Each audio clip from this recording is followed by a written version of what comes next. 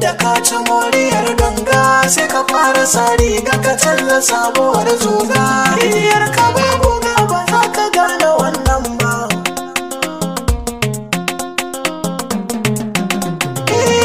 Mai asali da tushe idan ya fara reshe shi baya gane mai kushe.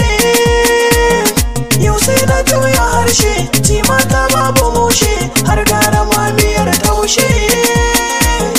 Komai yana da ƙarshe kun kasa yin hasashe ko sai an fara tashe. Abubuwan ne na ce da mu sai dai da ceto na zam kama da zakin da aka kama ya kwato. Me sanya ka da ni sai da shirin yanka da zarto.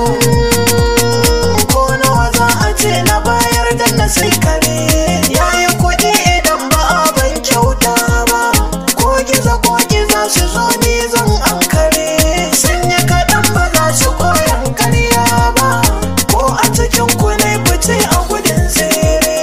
Kunya kaɗan ba za ku koyan gulma ba. Na raina kamar kala ta kura dan na ganta a gidan ƙaura.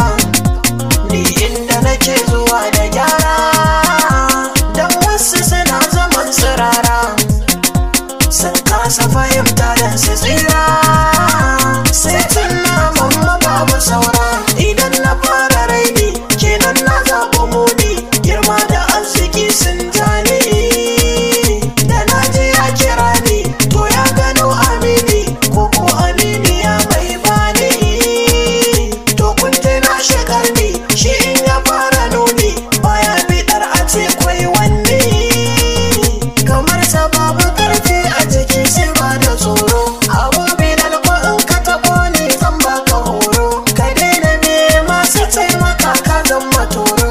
Idan kana da riba ni kuma ina da tsaba dan haka ban kula me gaba. Idan ka saba lamba ni kuma na dace lamba to ka ga na wuce me zamba. To kai kana da roba sannan kana ta ɗiba gare ka ban zamo bako ba.